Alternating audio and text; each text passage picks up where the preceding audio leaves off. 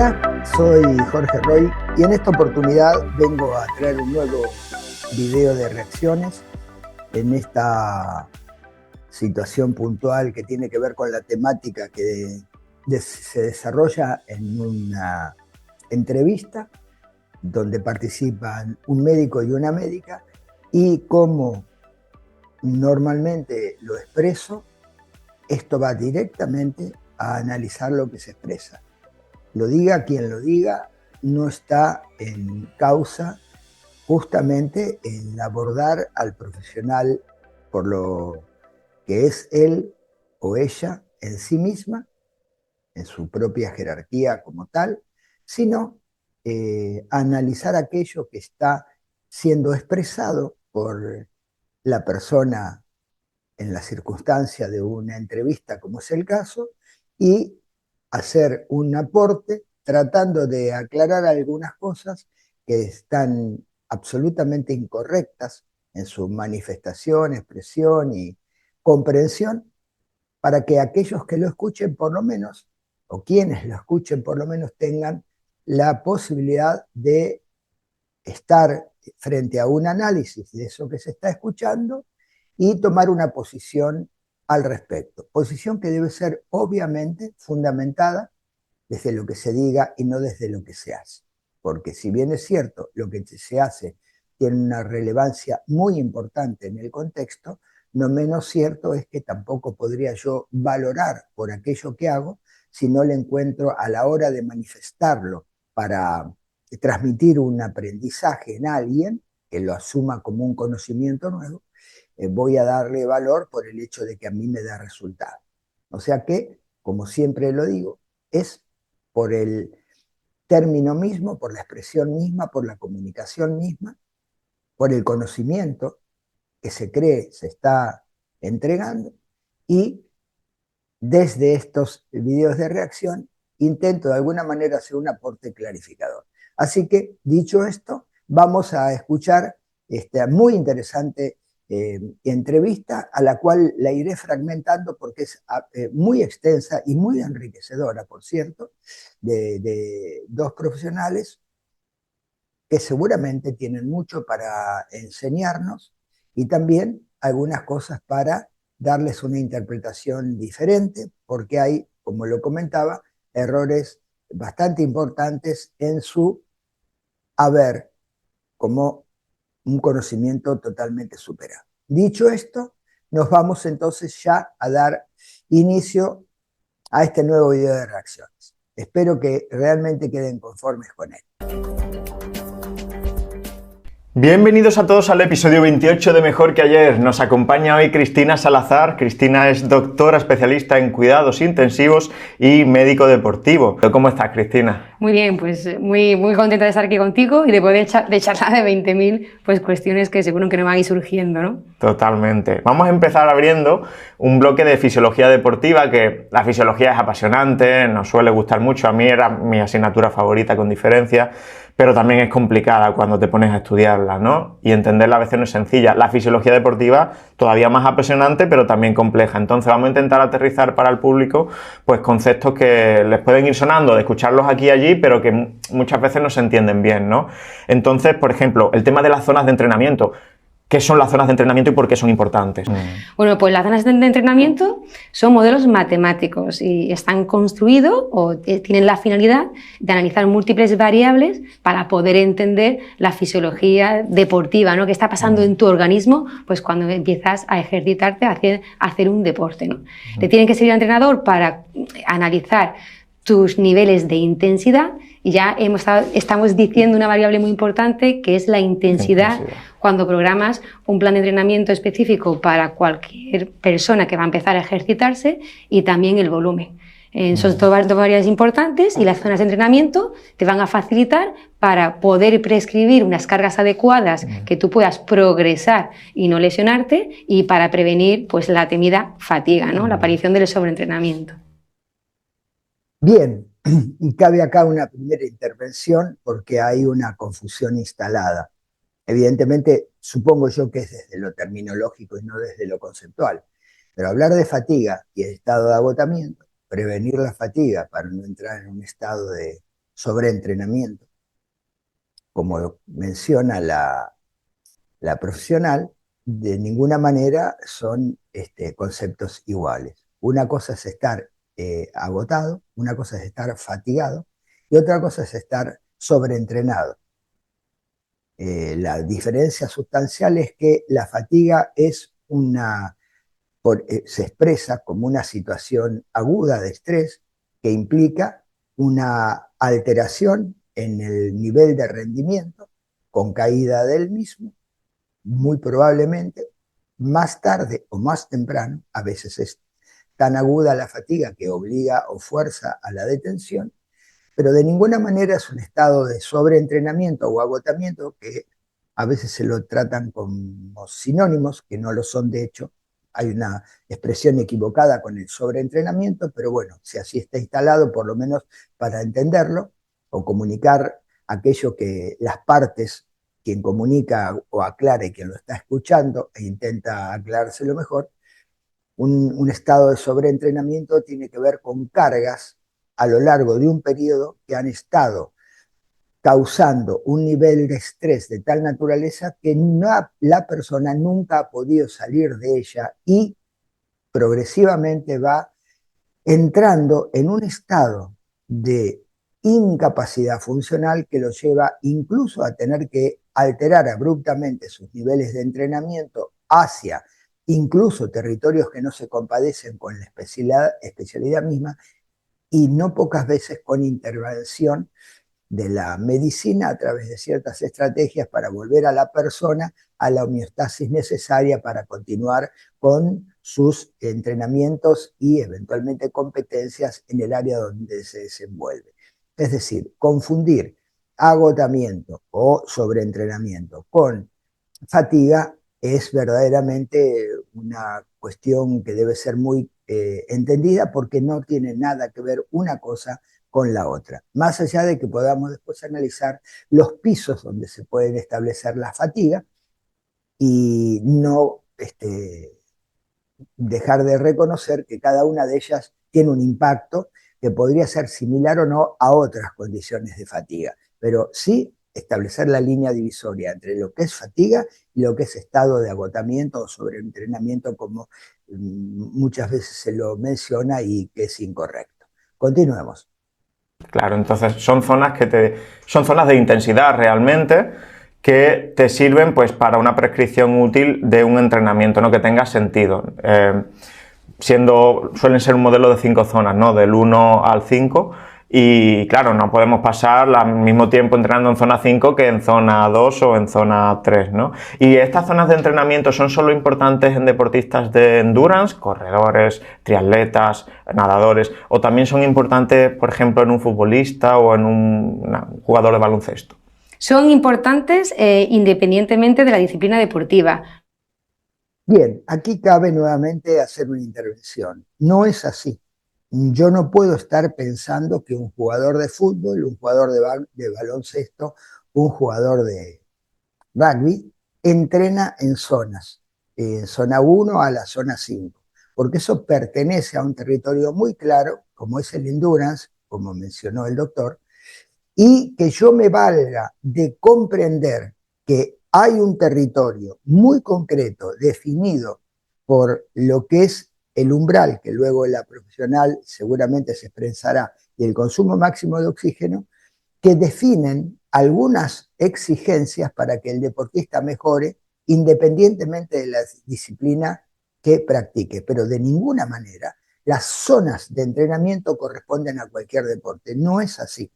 Que el fondista, que el ciclista, que el que hace esquí nórdico, el que practica remo o canotaje, o sea, esfuerzos normalmente que enrolan dentro de una zona oxígeno dependiente, que yo pueda intervenir a través de esas zonas en ciertas exigencias en intensidad y en volumen que le den aptitudes mejoradas, producto de haber estado sometido en esas cosas, en esas zonas, en esos deportes, está muy claro. El resto es absolutamente imprudente.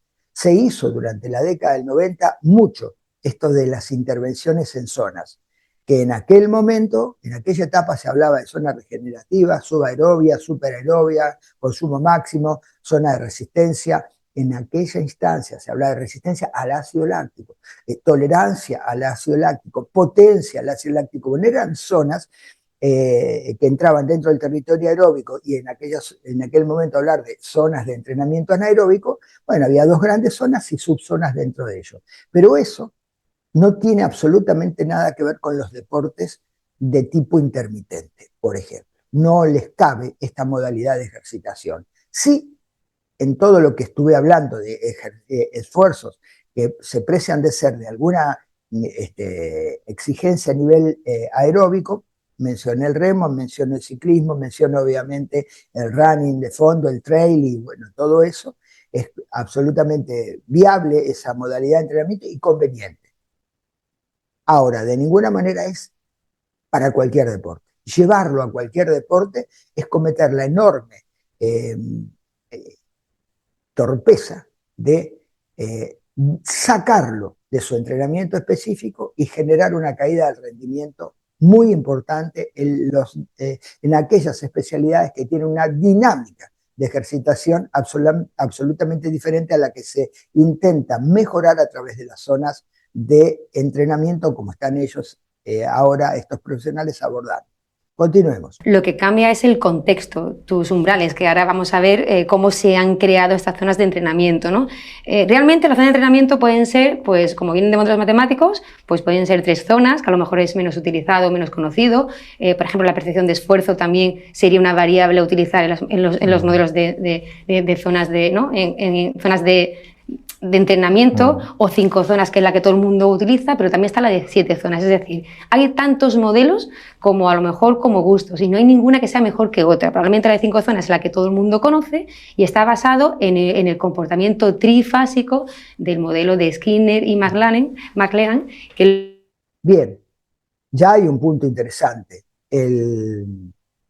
Lo que ella habla del modelo de Skinner y McLellan es un modelo absolutamente arcaico a la hora de planificar entrenamientos, porque el modelo de Skinner y de McLellan, que tuvo una popularidad más importante, sobre todo en la década del 80 y del 90, habla incluso de zonas de transición aeróbica anaeróbica, lo cual es un error garrafal, porque involucra una zona de transición que tiene un componente aeróbico y anaeróbico dentro del esfuerzo aeróbico.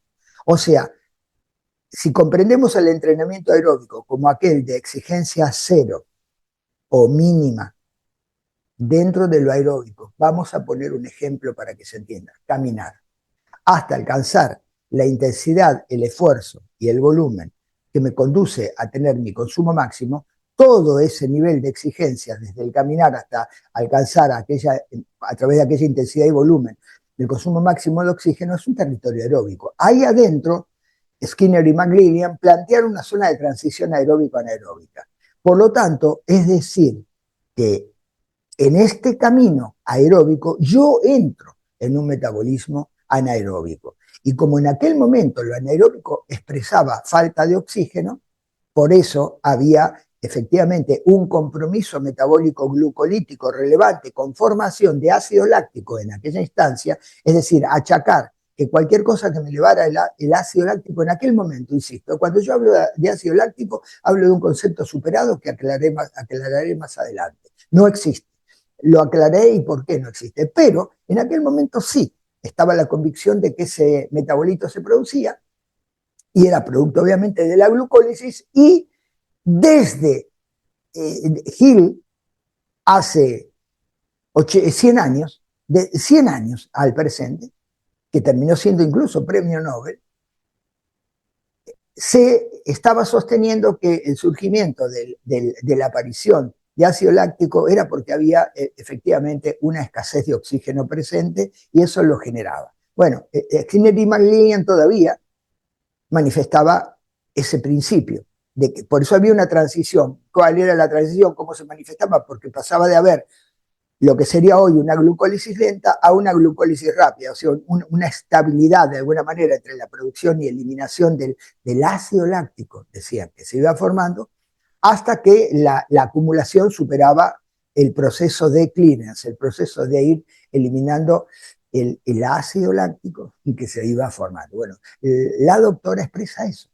Están basados en los modelos de Schiller y McLillian. Bueno, ya están, son malos, son erróneos, no cumplen con su propósito.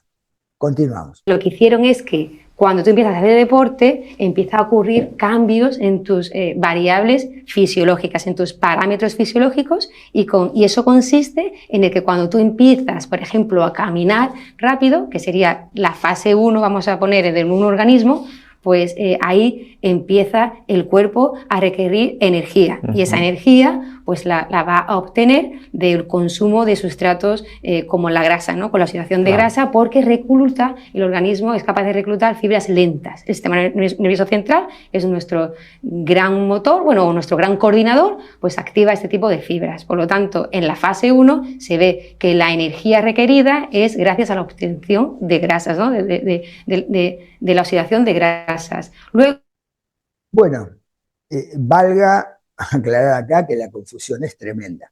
Se ve que la doctora muy probablemente, cosa que lo dudo porque en algún momento lo manifiesta, no ha reparado en observar a través de un analizador de gases, a través de un dispositivo que permita evaluar el consumo de oxígeno circunstancial, que jamás caminando encuentra 0,7 en el ratio CO2 expulsado, oxígeno consumido. Yendo hacia un valor superior a 0,7 en dirección a 1 de cociente, va implicando una participación más significativa de los azúcares, o sea, la glucosa, en relación a la grasa. Es decir, si bien la grasa domina en las bajas intensidades, no es exclusiva, salvo en el estado basal o en alguna forma de reposo que se asemeja o se asimila al estado basal. En tanto en cuanto me ponga en la dinámica corporal, la energía obviamente se aumenta, no aparece el consumo como por ahí expresa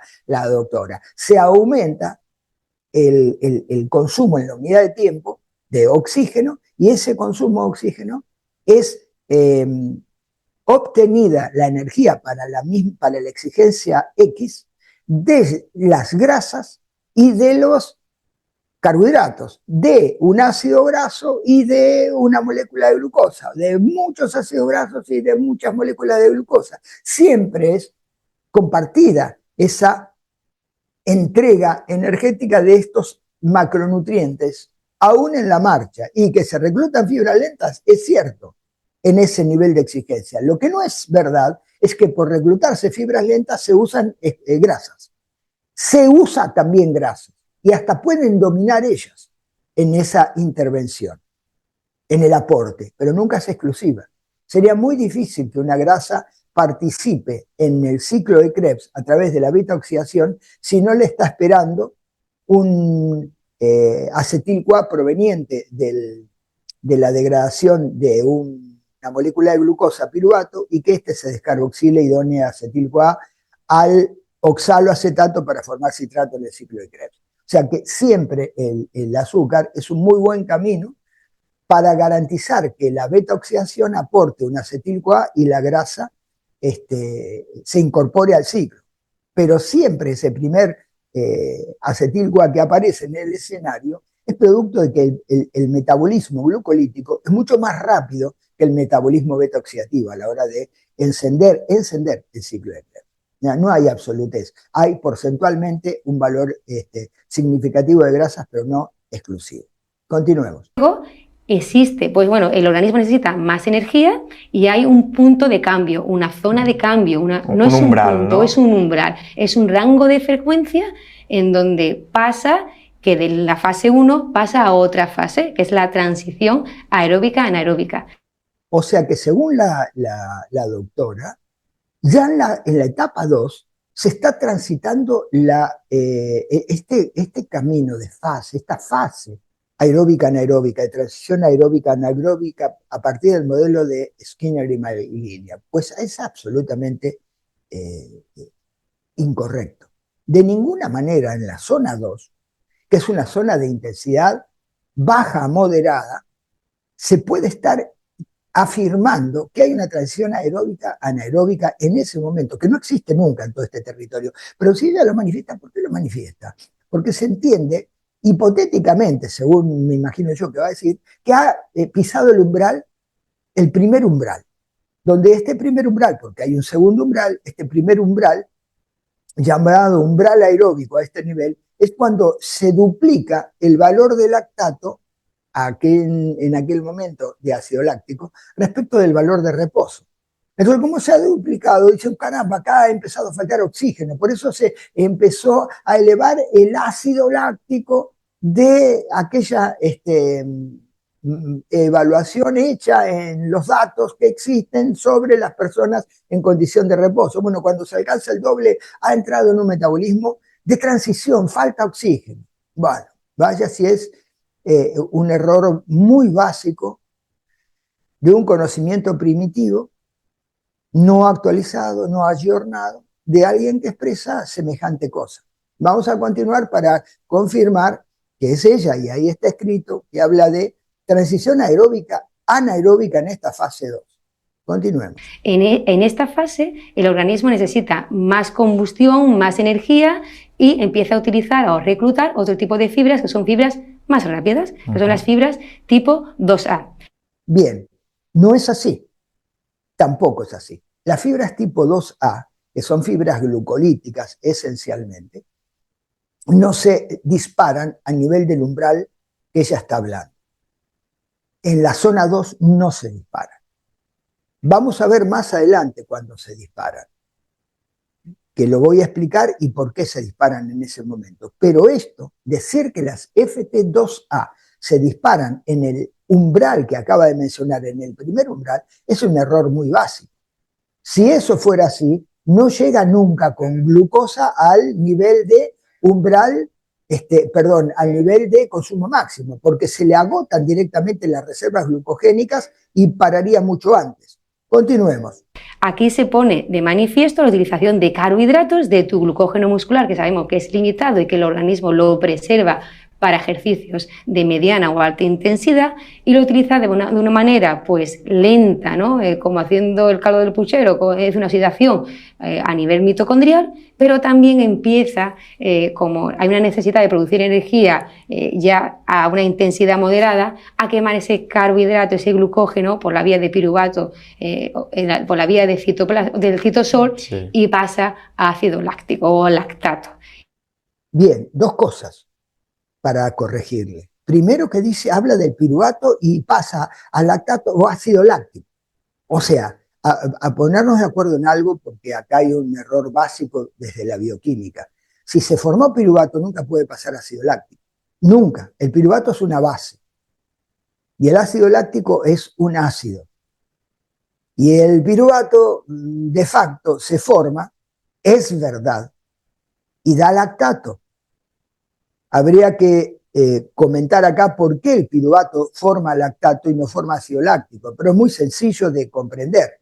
Cuando los hidrógenos, productos de la degradación de ADP, producto de la glucólisis, se van acumulando, una molécula llamada nicotinamida, adenina, dinucleótido, oxidada, es decir, que no tiene hidrógenos adheridos, una suerte de taxi con su conductor, pero no tiene pasajero, va y capta al hidrógeno, que es su pasajero, y tiene dos destinos.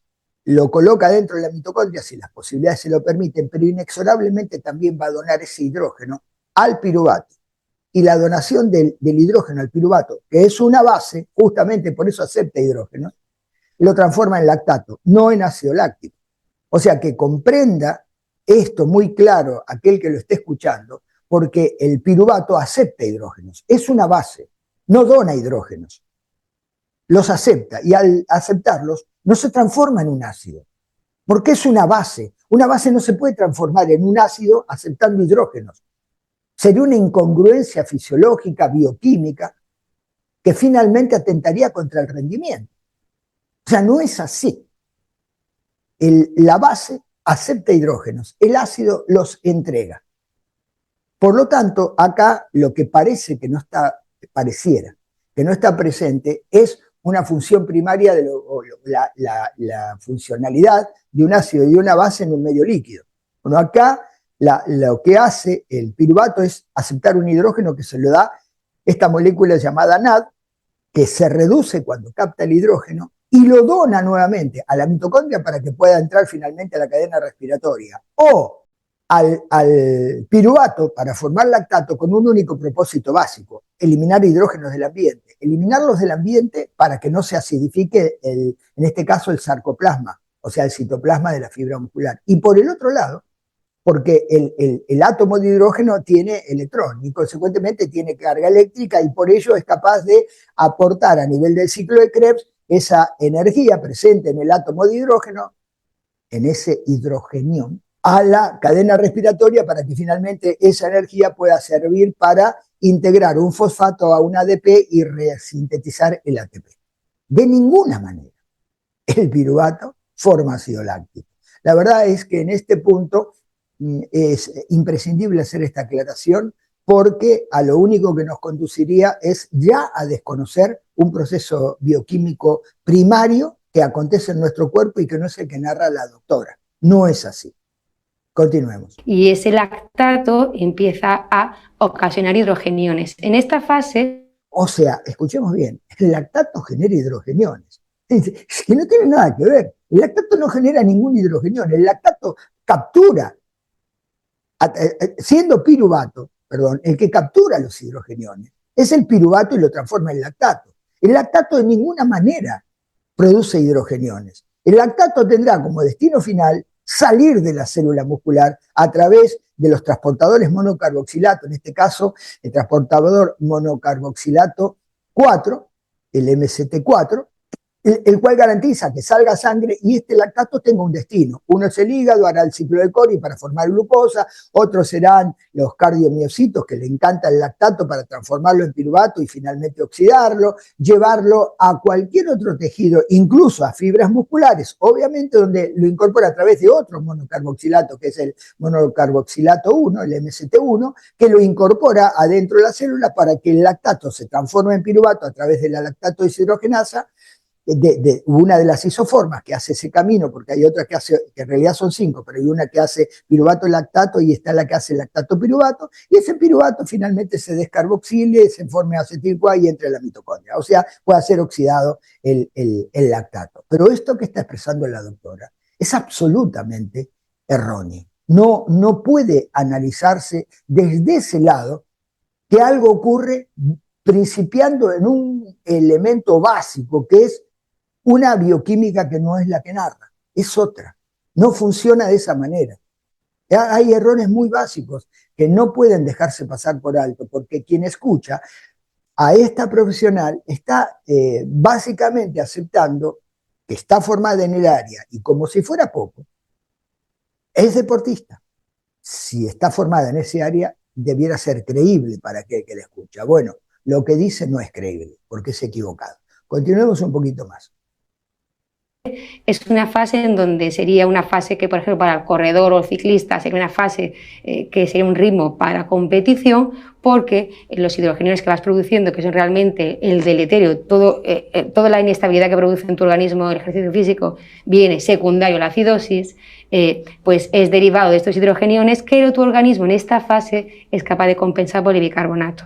Luego, posteriormente, aumentas tú el ritmo porque pues estás corriendo y cambias un ritmo mucho más rápido, o estás en la bicicleta y aumentan más los vatios, y ocurre pues otra fase, la tercera fase, en donde hay de nuevo otro cambio. Otro umbral, ¿no? Otro cambio de parámetros fisiológicos, pero esta vez mucho más exacerbado, es decir, hay mucha más acidosis metabólica. Más lactato también, ¿no? Más lactato, depresión del glucógeno mucho más, se consume muchísimo más glucógeno muscular, y todas las variables empiezan a ser inestables, es decir, que no se pueden mantener, con lo cual, cuando estás en la fase 3, es una fase donde se dice al atleta o al deportista que es una fase limitada, es decir, que dependiendo... Dura lo que dura. Dura lo que dura, y es verdad que es entrenable.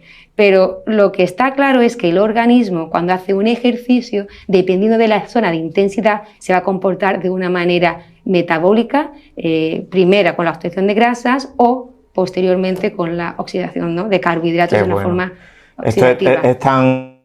O sea que paro acá porque vuelve a reafirmar que primero en una zona usa grasas y después se incorpora a una zona donde usa más carbohidratos. Es que no es así, ya lo dije antes.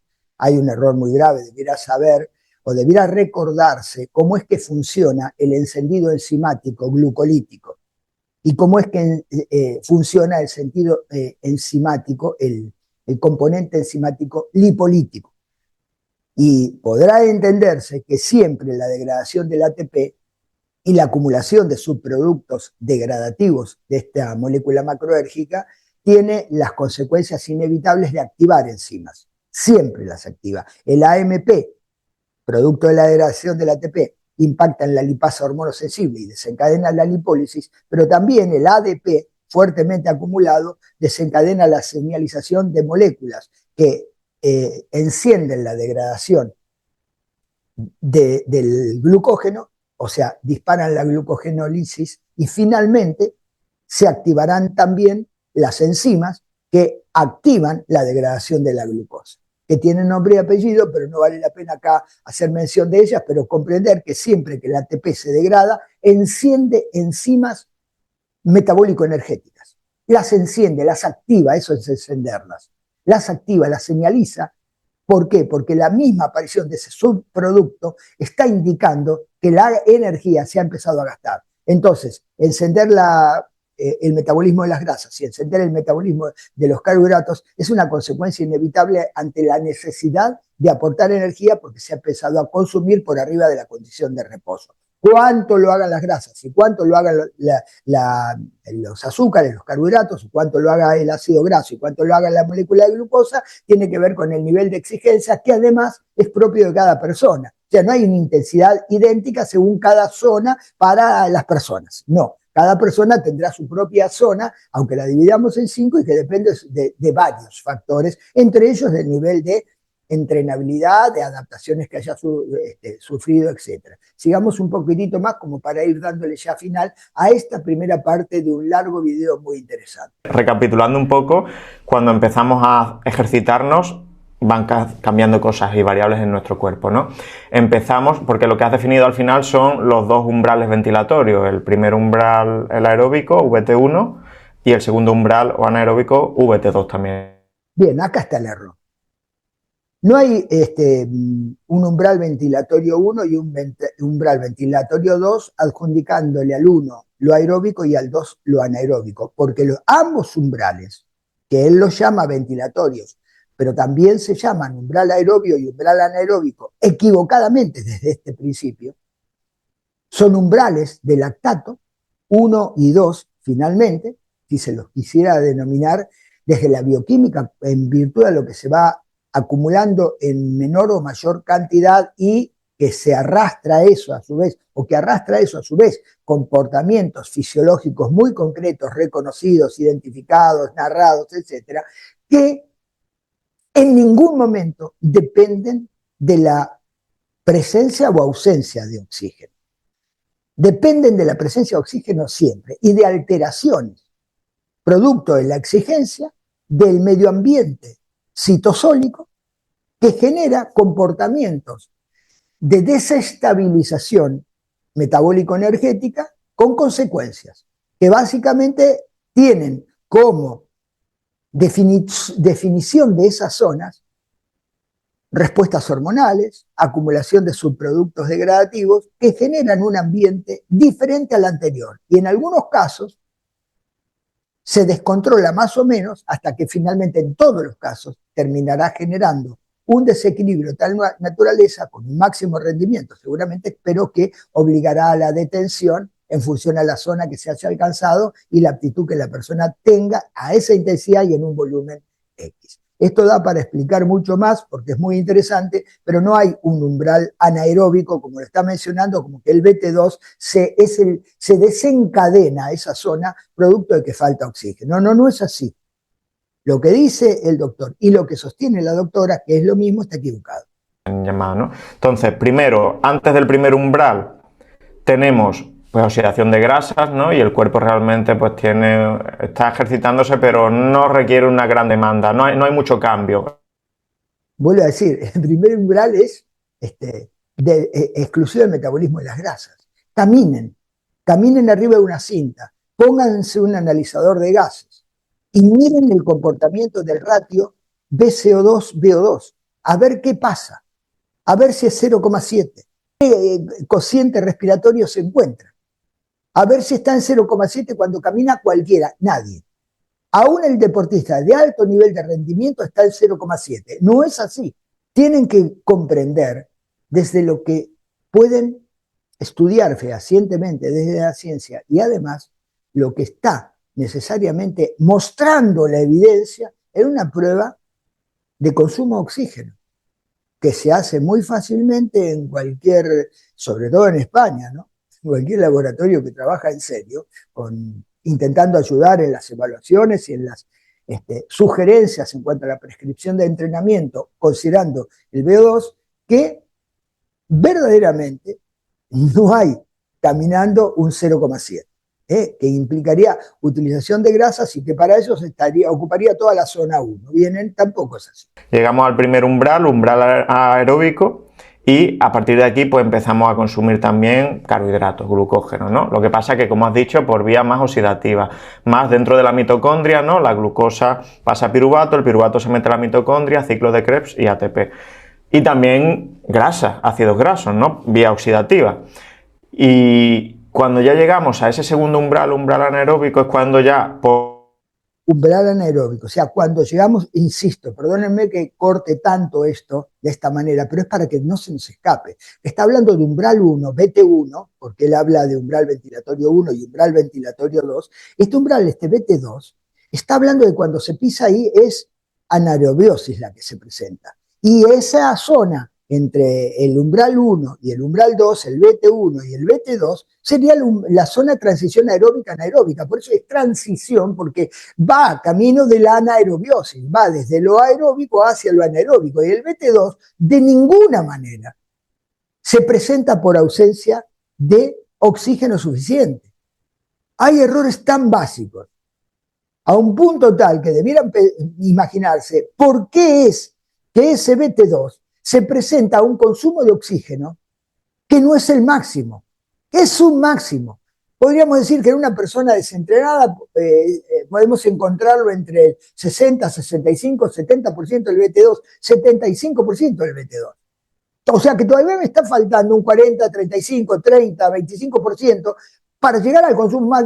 Tengo todavía esa aptitud de consumo de oxígeno. No es el problema el oxígeno, es el problema de no tener herramientas para utilizar el excedente de hidrógenos que está aconteciendo ahí para transportarlos adentro de la mitocondria. Y eso puede pasar por dos cosas, porque estoy deficitario en NAD para la circunstancia, o sea, de nicotinamida, adenina dinucleótido oxidado, me sobra NAD reducido, pero me falta NAD oxidado, ya hay un cociente donde el NAD reducido sobra relativamente al NAD oxidado. Potencial redox se llama eso. Ahí se va a dar un doble potencial redox. Bueno, ese es uno. Y cuando piso el umbral 2, lo que me está faltando, además de NAD oxidado, tal vez sea mitocondrias, a un punto tal que cuando aumento la cantidad de NAD oxidado por entrenamiento y la cantidad de mitocondrias haciendo biogénesis mitocondrial, en ese marco corro el umbral y en ningún momento faltó oxígeno. Lo que me faltaban era mitocondria y NAD. Eso es lo que hay que comprender, que no es un tema de oxígeno. No entro en anaerobiosis, entro en déficit de resíntesis de ATP, pero no por oxígeno. Puede estar todo el oxígeno presente ahí, como está. Incluso tengo la capacidad de captar más, tengo un 25, un 30% más de espacio para seguir captando oxígeno y transportarlo hacia el tejido comprometido hacia el tejido comprometido en el ejercicio, hacia la masa muscular que está llevando a cabo esa tarea que realiza la persona. Y sin embargo, entro en una condición de fatiga, donde los procesos glucolíticos se aceleran, cada vez se acumula más hidrógeno, cada vez puedo meter menos hidrógeno, porque lo que me están faltando son mitocondrias.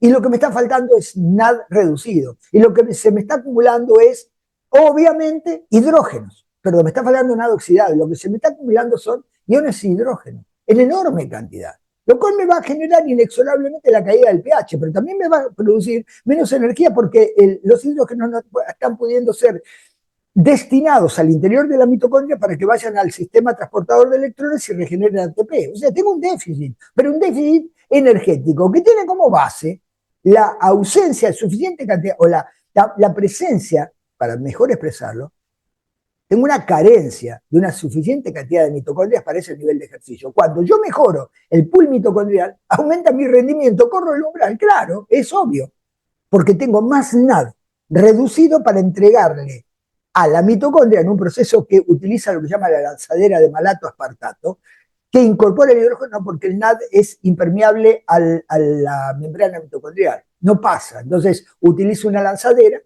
dona ese hidrógeno a una molécula oxaloacetato, se transforma en malato, el malato adentro cede el hidrógeno a un NAD que está ahí adentro, se termina transformando en aspartato y el aspartato sale y sí, el ciclo se renueva. Sin necesidad de andar complicando tanto, que ya lo hice, valga tenerlo en cuenta que de esto se sabe demasiado. No yo, lo ha dado la ciencia y se conoce. No hay en ningún momento anaerobiosis. Dejo un pedacito más y terminamos por ahora esta parte muy interesante de este video que para mi manera de entender merece un video de reacción. Por la intensidad del ejercicio el cuerpo dice, aquí hay que generar energía más rápidamente y empiezan los métodos anaeróbicos, ¿no? Donde... Bien, no empieza ningún método anaeróbico como ya lo estuve diciendo. Lo que acontece es que hay que comprender que la glucólisis es extramitocondrial. No hay una glucólisis mitocondrial. Hay una glucólisis pura y exclusivamente extramitocondrial. Porque la glucólisis empieza en glucosa y termina en el producto final que es lactato. Ni siquiera el piruvato. Y no es ácido láctico ni ácido pirúvico, es piruvato y lactato. Y en la vía es extramitocondrial. Ahora, cuando hablan de una glucólisis aeróbica, están cometiendo un error gravísimo. No es que ellos lo estén diciendo, es lo que se expresa. Lo que expresan en los libros profesionales, colegas de ellos, que además son coterráneos. No hay una glucólisis aeróbica. Lo que tiene la mitocondria es un transportador mitocondrial de piruvato. Por tanto, cuando se le presenta el piruvato, por suerte, lo meten adentro, lo incorporan adentro de la mitocondria para que se haga la descarboxilación del mismo y done acetil-CoA al interior de la mitocondria para el ciclo de Krebs, ¿verdad? Pero si la mitocondria no está, el transportador mitocondrial de piruvato no está. ¿Y dónde termina el piruvato? En lactato, inevitablemente, porque la reacción de la glucólisis, son 10 pasos, termina en lactato. Cuando hay una mitocondria, la posibilidad de incorporar el piruvato adentro está porque hay un transportador mitocondrial de piruvato que no forma parte de la reacción glucolítica, no forma. Es un oportunista que cuando se le presentó el piruvato lo incorporó a la mitocondria. Y si la mitocondria no está, ejemplo, glóbulo rojo, un eritrocito, un hematín. ¿Qué hace? No tiene mitocondria. Y entonces piruvato lactato, o sea, glucosa lactato, glucosa lactato. Porque falta la mitocondria. ¿Qué pasa si le hubiéramos metido una mitocondria ahí adentro? Y hubiera hecho piruvato, mitocondria y energía. Piruvato, lactato porque hubiera tenido todos los componentes, todas las enzimas, estoy fabricando un eritrocito muy simpático, le puse adentro una mitocondria. Pero digamos, cada vez que hay mitocondrias, el paso piruvato, mitocondria es inevitable porque hay captura del piruvato por un transportador propio de piruvato que lo incorpora a la mitocondria. Pero eso, estar creyendo que es una glucólisis aeróbica, es absolutamente falso, porque el proceso glucolítico no termina en piruvato, aunque algunos lo mencionen así, no existe ese paso de terminar en piruvato. Y si no estaríamos hablando de otra cosa que no es glucólisis. La glucólisis termina en lactato. Lo hagan donde lo hagan, termina en lactato. Ahora, si alguien le roba un intermediario como es el piruvato y se lo mete dentro de la mitocondria, por suerte, insisto, bueno, ese será un paso. Desde la didáctica le sirve hablar de glucólisis aeróbica y anaeróbica, ok, que lo expliquen desde la didáctica, pero no desde la bioquímica energética, porque eso no da a un punto tal que yo puedo alterar ese proceso incorporando más mitocondrias. Entonces haría, bueno, ahora hay más glucólisis aeróbica. No. Hay más resíntesis de ATP por la vía mitocondrial gracias a que la membrana de la mitocondria tiene un transportador mitocondrial de piruvato que no corresponde a la cadena de reacciones glucolíticas que ha incorporado a este metabolito al interior, por suerte, insisto, y garantizando el funcionamiento del ciclo de Krebs para que este ciclo también garantice la llegada de hidrógenos con su electrón a la cadena transportadora de electrones, justamente, o cadena respiratoria, para resintetizar ATP. Bien, voy a parar acá con este video de reacción y continuará seguramente en otro momento haciendo más aportes para no abusar demasiado de todo este tema tan enriquecedor, pero que seguramente se reiteraría en las aclaraciones que vengo haciendo hasta el momento. Bueno, espero por acá que les haya servido para, por lo menos, y si así lo desearan, entrar en los debates pertinentes, porque hay algo muy interesante a comprender, ¿no? Que parece ser que no lo tienen en cuenta o no lo han debidamente actualizado en su saber. No se forma ácido pirúvico, esa es la gran cuestión, se forma piruvato. Habría que saber por qué no se forma ácido pirúvico, que podría formar ácido láctico. Pues ya dije, o comenté, o se sabe por qué el piruvato no puede formar ácido láctico. Porque el piruvato necesariamente forma lactato a partir de la captura de un hidrógeno cedido por el NAD reducido.